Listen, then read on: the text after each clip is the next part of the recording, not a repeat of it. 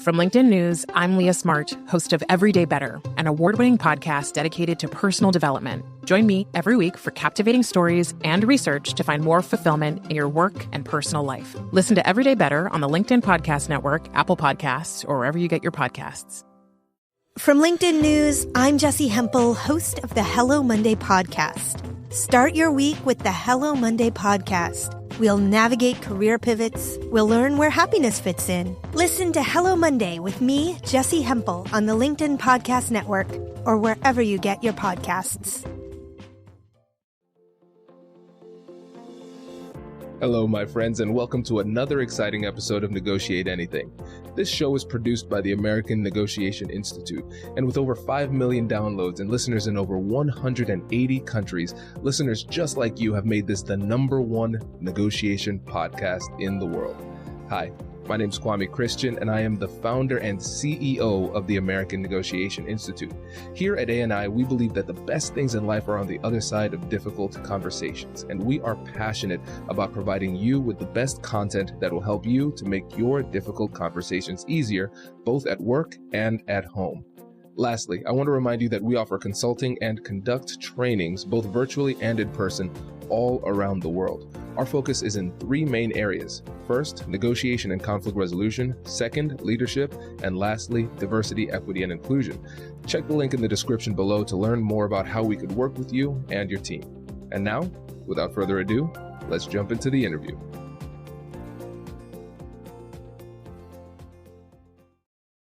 So how about you get us started by telling us a little bit about yourself and what you do?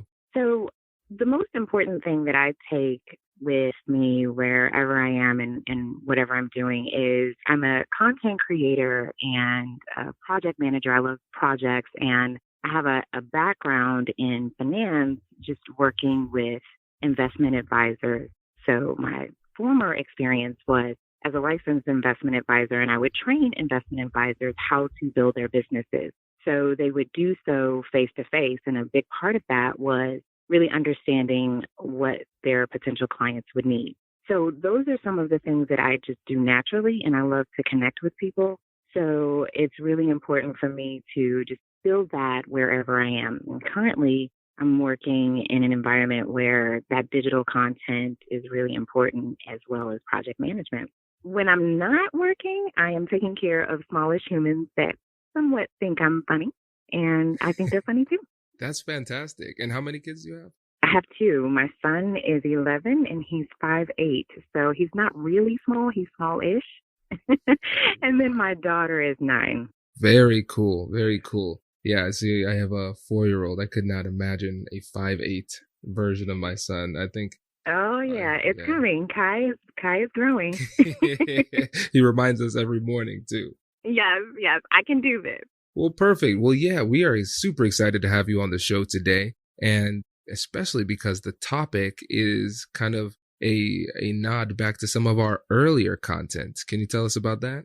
Yes, definitely. So we're going to be talking about car buying and taking it a step further. So you had 3 great episodes where you were focusing on the strategies to help individuals think about that process. And you even had Kyle Reset come on and really help from the perspective of someone who was buying in the moment or had recently purchased a car. And his personal background was that his father owned several dealerships.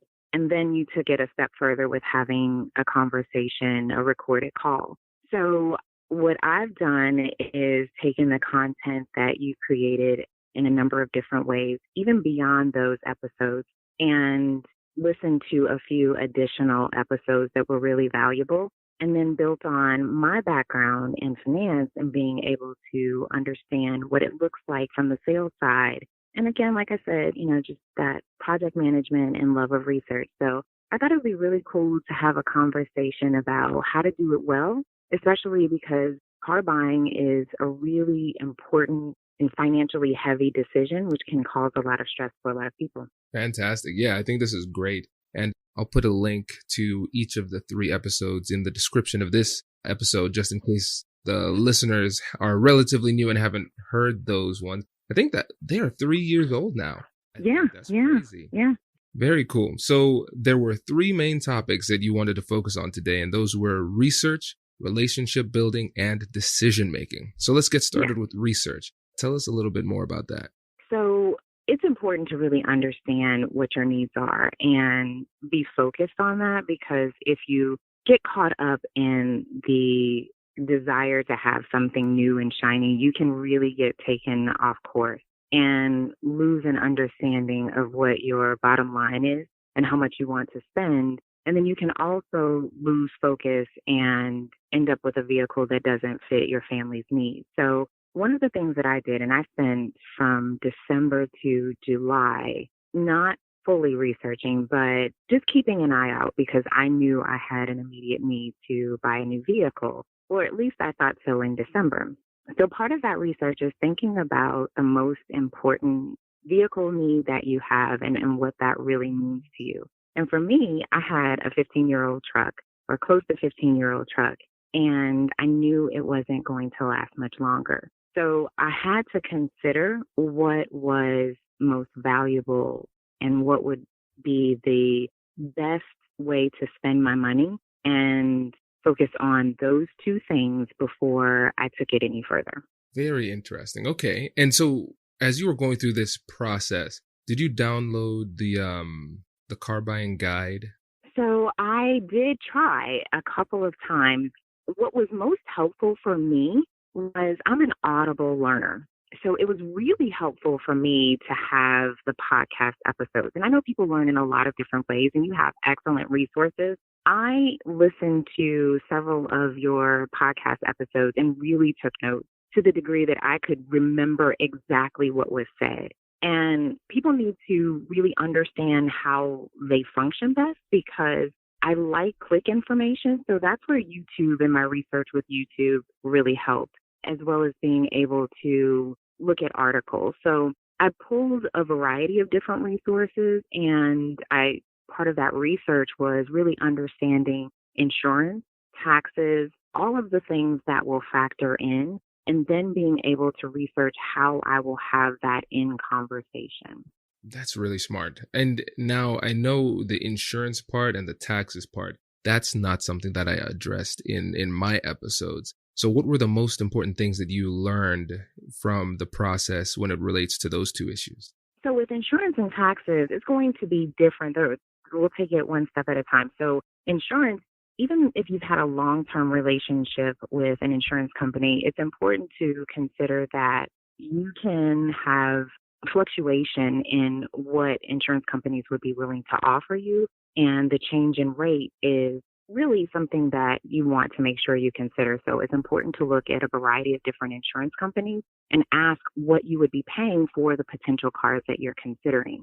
I like to create tools that help me keep track of information. So I created charts that would help me be able to pull the information that I needed and look back on it. When it comes to the taxes, the sales tax and property tax are two different things. And when you're selling a vehicle, you want to understand how the taxes will factor in. And then you also want to understand how that's going to impact it if you trade your vehicle. So selling your vehicle outright to someone else versus trading it in, you'll have a different tax implication, and not every state is the same. So for example, you might get $2,000 off of your vehicle purchase with your trade-in. But in the state of Virginia, you're still responsible for the full price of the vehicle, even though you had a trade-in that was applied to it. So really understanding that is important. That's interesting. Okay. And so using your situation as a case study, what were the implications for you when it came to your research regarding insurance and taxes?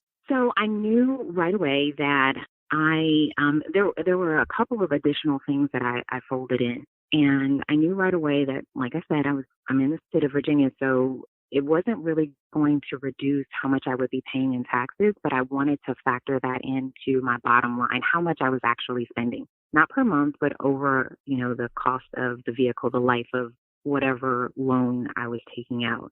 So whatever that insurance or that tax looked like, I needed to factor that in. And for my insurance, I actually made a decision to sell my vehicle versus keeping the vehicle because it had been paid off. It was a like I said, it was a truck. So the insurance cost was still high. It would cost me, between insurance and taxes annually, it would cost me about $1,000. So I didn't think it was a really smart idea to hold on to a vehicle that really wasn't worth more than between $3,500 and $4,000, depending on, how I sold it. It wouldn't make sense for me to keep it. So that was how I made the decision to actually get rid of the car. And so as you were doing the research, one of the things that I thought was really interesting was that you actually researched the specific people at the dealerships, right? Does your company invest in professional development training?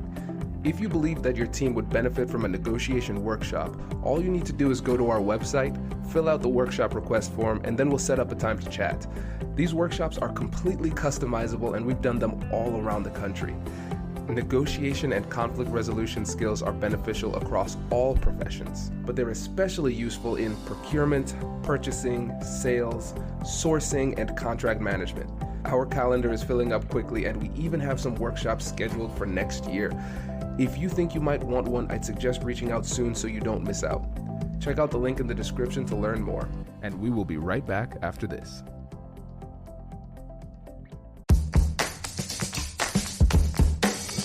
Hey you, I'm Andrew Seaman. Do you want a new job? Or do you want to move forward in your career? Well, you should listen to my weekly show called Get Hired with Andrew Seaman. We talk about it all, and it's waiting for you, yes you, wherever you get your podcasts. Brace the rudders! Raise the sails! Raise the sails! Captain, an unidentified ship is approaching. Over. Roger. Wait, is that an enterprise sales solution? Reach sales professionals, not professional sailors. With LinkedIn ads, you can target the right people by industry, job title, and more. We'll even give you a $100 credit on your next campaign. Get started today at linkedin.com/marketer. Terms and conditions apply. Yes, I did. So you talked about, in the first throwback, you talked about part one. It's important to get to know people as much as you can without being creepy. So for me, before I went into the dealership, I decided to look at the photos of the individuals, and I paid close attention to who looked friendliest. And before I went in, I actually decided that there were two people that I wanted to try to connect with, and I called to see who was present that evening because I was going in at night, and that's really important. Choosing when to go in, making sure, like you said, going in at the end of the month is really good, or going in during bad weather. And that's what I did. So it was a rainy evening when I went in, and there was only one person that was there. So the impact that had, I called with caller ID, particularly with businesses that want to track who's calling. When I walked in, due to the fact that I had a quick conversation with someone on their client relationship side, she knew that it was likely I was who I was. And that wasn't the person that I was looking for, but she greeted me by name. And that was really a positive sign for me. So because the individual that I was looking for was already with someone, I decided to go out and start looking. And I was looking at a pre-owned vehicle. I was looking initially at a CRV. And I thought that I had, really gotten to what I needed. Essentially, because he wasn't available, and I spent time out there, it was actually pouring down raining. It went from just kind of a slight drizzle to pouring down raining, but I did not stop. I wanted that to have an impact. So I didn't stop and come inside. I actually stood out in the rain, continued to take the pictures, the undercarriage, and, studying the Monroney stickers and studying the sales stickers, and just really getting as much information as I could. So when I was coming back in, I was really impressed with the fact that he actually had an umbrella and he was making his way to me when I eventually saw him. So I walked past him when I went inside, and he was with two other individuals. And I said, "I'll wait for you." I said, "Hi, I'm Raina. I'll wait for you." But I did it in a polite way because I didn't want the other individuals to feel like they needed to be rushed. And that had an impact on him as well. So all of that said, I knew I was looking for someone that I would be able to have a good connection, because relationships do matter. Absolutely. I think this is a brilliant example of how the research online transition directly into the creation of the relationship. And I think that provides us with a pretty seamless transition into the relationship building side. And one of the things that you mentioned was really important was the fact that based on the research and the way that you were carrying yourself in the conversations and the things that you said with them when you were in the conversations with them, they realized very quickly that you were an expert in what you were looking for. And so what impact do you think that had on them during the conversation? I think it was really important for them to understand that I wasn't just a novice buyer. And as a woman, it's really important to recognize that sometimes people have biases. Sometimes people will come with preconceived notions. And I don't have the personality where it's necessary for me or even works well for me to be hard about a situation. I've tried that in car negotiations and it goes badly. And so I decided to play into my strengths. So lean into what works for you. And that's relationship building, and that's connecting with people and helping to remove their defenses. So in addition to building the relationship, I also brought the side of I knew exactly what I was looking for, and it reduced the control that existed on the sales side. So I was really able to steer conversations away from things that weren't important when it wasn't going well. And I was also able to use the opportunities that we had to just get to know one another on a personal level to be able to weave that into the conversation. So at the end, when we were driving back after I had actually switched and decided to get a completely different vehicle, the salesperson asked, just how did I know all of this information? And I was able to share with him exactly what I did and how it worked. This is really fascinating. And this goes perfectly with a study that I read. I forget which book it was, but one of those books that I was reading said that they did a study on gender dynamics and negotiations in car sales. And they found that the car salespeople were more likely to negotiate harder when it was a woman or a minority on the other side. And that was in a situation where they had people dress pretty much exactly the same, jeans and the same shirt, and say the exact same thing. The people were given a script to go and say to the car salesman, and they realized that they were getting different deals. And I think what you did by doing your research and demonstrating your expertise forced them to treat you with a little bit more respect. And I think that's one of the best ways to make sure that people don't take advantage of you. The example that I always give is that if you're on the playground in elementary school, a second grade bully would bully second graders, first graders, kindergartners, but is unlikely to try to bully an eighth grader. And that's because they don't think they can get away with it.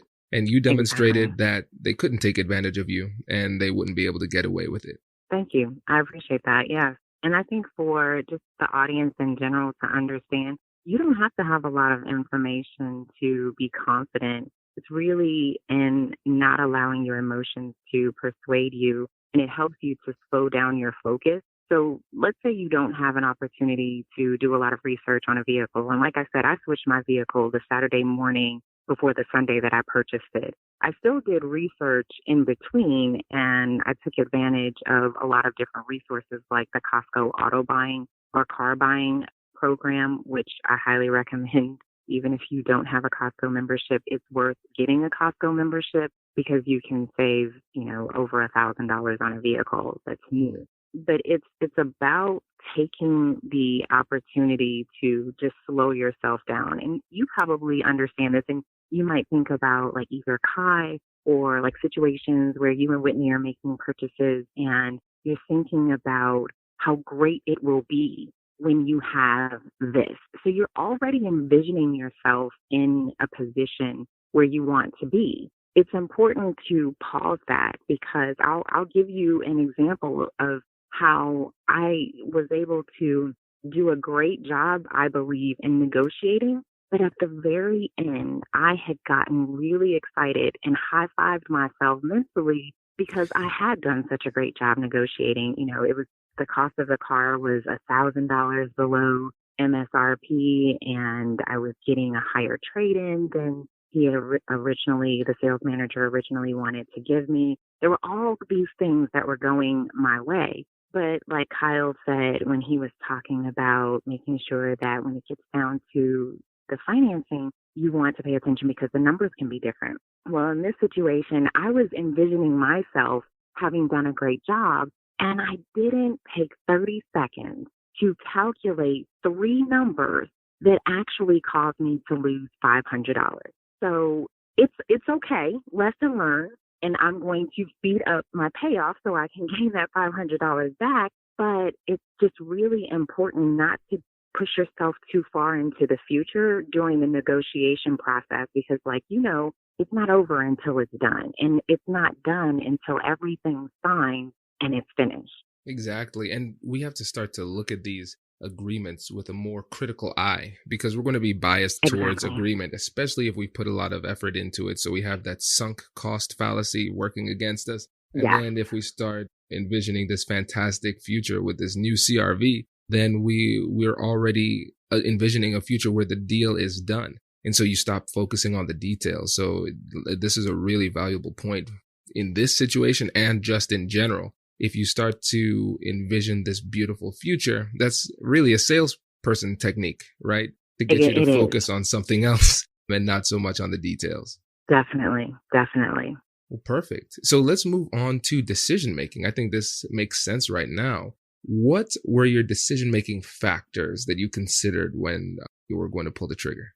Okay, so we're going to tease it out just a little bit because this is where, for me, I was really able to listen to professionals. And a lot of people don't take advantage of some easy resources to use, like local mechanics. But part of what I did, like I shared, I had researched cars over a period of time, and I finally got down to the CRV. The Honda CRV had a couple of later models that seemed like they held up pretty well in value and lots of different factors. My son, like I said, is 5'8", and his trajectory is 6'6". So I was looking for something where he would be comfortable and my daughter would be comfortable, and it had a few newer features. So that was my focus, and I spent some time researching it online, looking at, lots of different car resources and trying to figure out what would be the best deal.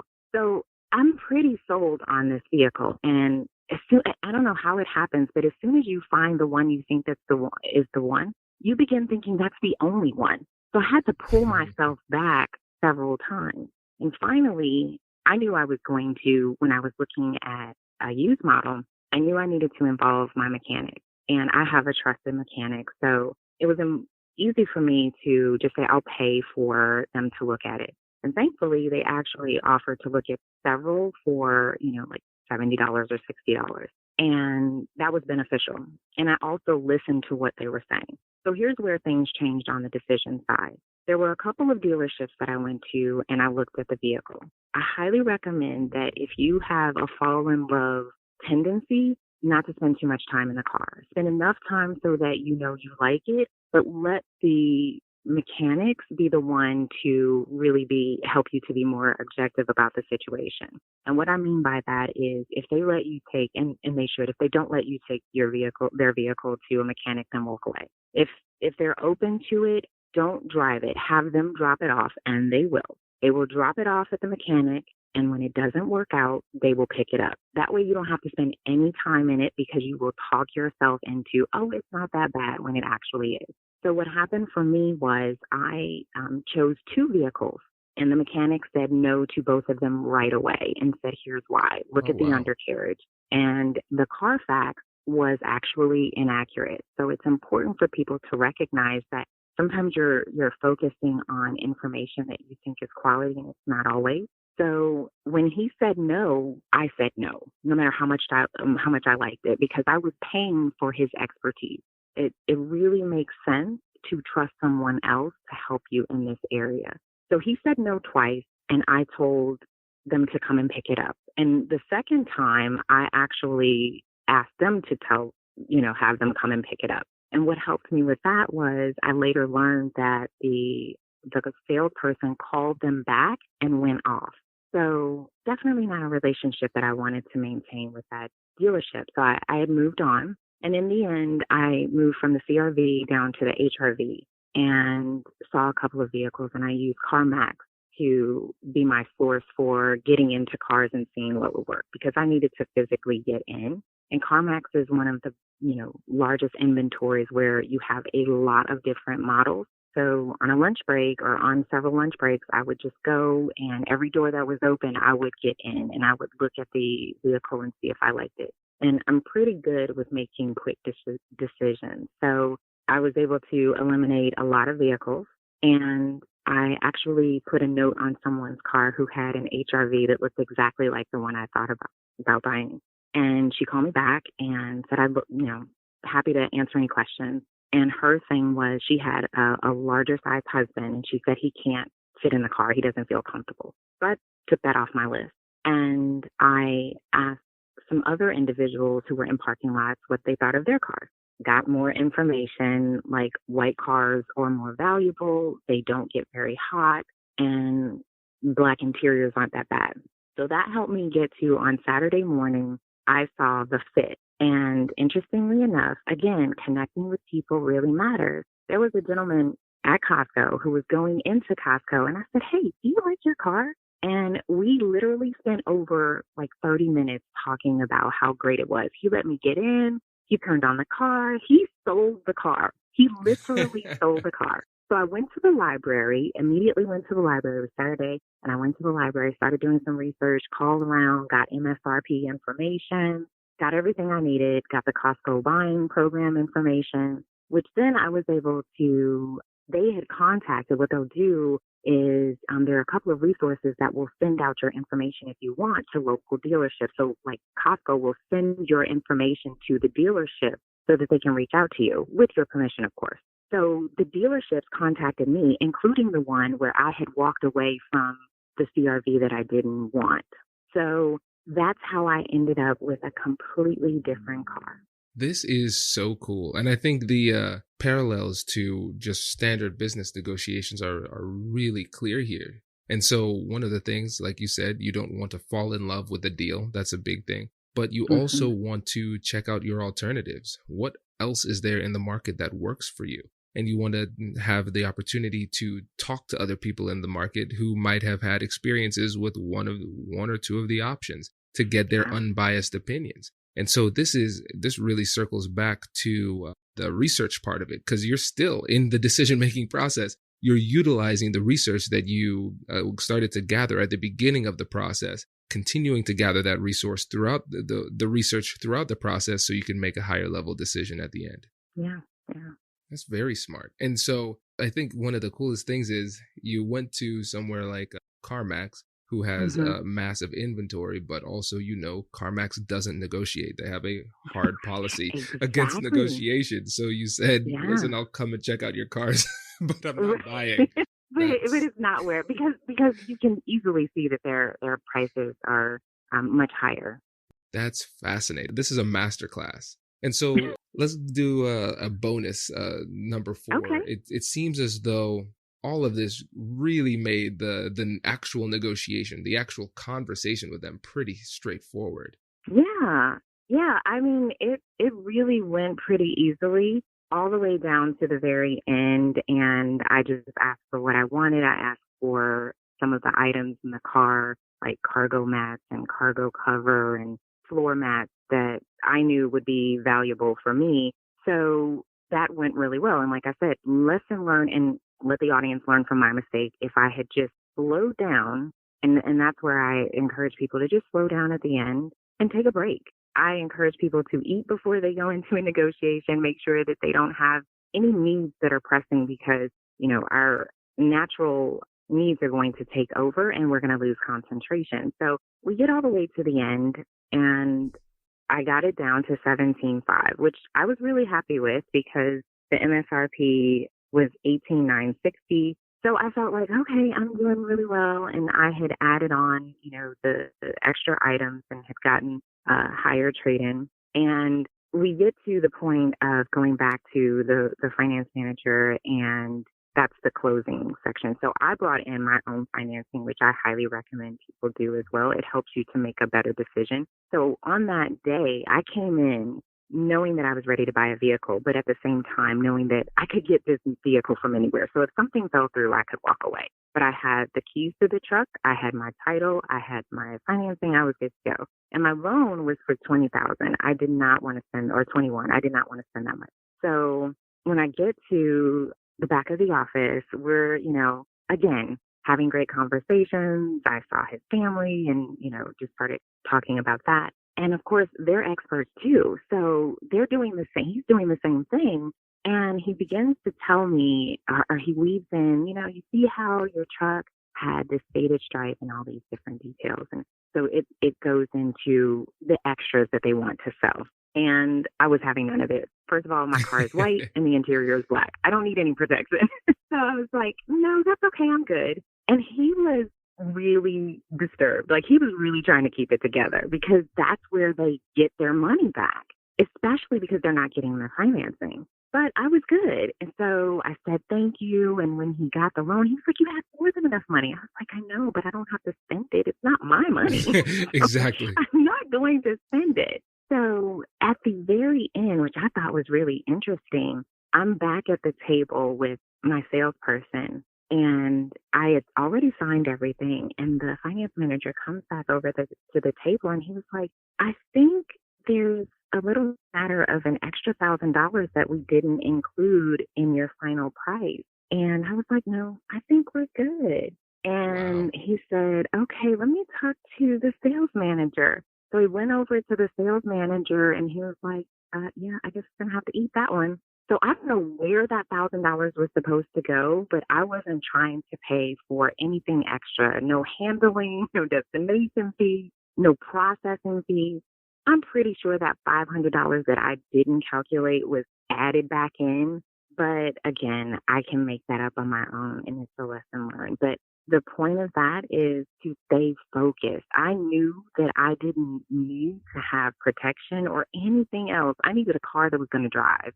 And I got that. And so once you know what you need, you can easily walk away. There are cars everywhere, always being sold. Exactly. And again, the parallels are fantastic because there are deals everywhere, right? And we don't need to get just fall in love with that one too soon. And then the other example that you gave, when it comes to decision making, sometimes we run into decision making fatigue. And so for you, at the end of the process, it would have been really easy, especially considering it's the fact that it's a loan. It's not immediately coming out of your pocket. Right. A lot of people would have just said, oh, you made a mistake. Okay, I mean, that makes sense. All right, just give me the car. Let me get out of here. I've been here for 6 hours. And they just want to get out, whatever. And so that's a lot of times, that's where people make mistakes. There's a negotiation technique called nibbling, where the deal is essentially done. Everybody's agreed. And then the one of the parties says, actually, hold on, there's one other thing. Okay, actually, what about one more thing? And they keep on asking, but you need to stay strong and have a firm barrier and say, well,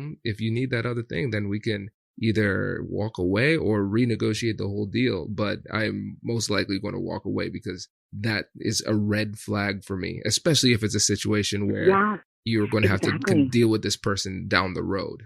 Right. Yeah. Fantastic. Well, thank you so much for this. We really appreciate it. Oh, yeah. Thank you for all of the awesome content. I mean, you do a phenomenal job. So thank you so much for everything that you put out. My pleasure. And hey, listeners, Raina made a free guide for all of you, which is incredible. Thank you for that. We really appreciate that. I will put a link to that in the description of this episode, and you'll be able to get access to it. So, Raina, anything else you want to say to the listeners before you go? Just keep listening to all of the episodes because it's not just the car negotiation episodes and everything is relevant. So you can get really great content and great advice from a number of episodes that don't seem to be related directly to what your topic is, but just keep listening. Fantastic. Thank you for that endorsement. I appreciate it. And we will catch you in the next one. Congratulations! You've just joined an elite club. By listening to a full episode, you're now officially on the Negotiate Anything team. So welcome aboard. What most team members do is they subscribe to the podcast because that allows them to automatically get the latest episodes of the show. The best things in life lie on the other side of difficult conversations. Keep learning, keep practicing, and keep getting better. Your relationships will improve, your career will soar, and you'll have the confidence you need to get the most out of these crucial conversations. Again, thank you for joining the team. We're excited to have you, and I will see you in the next episode. I'll catch you later.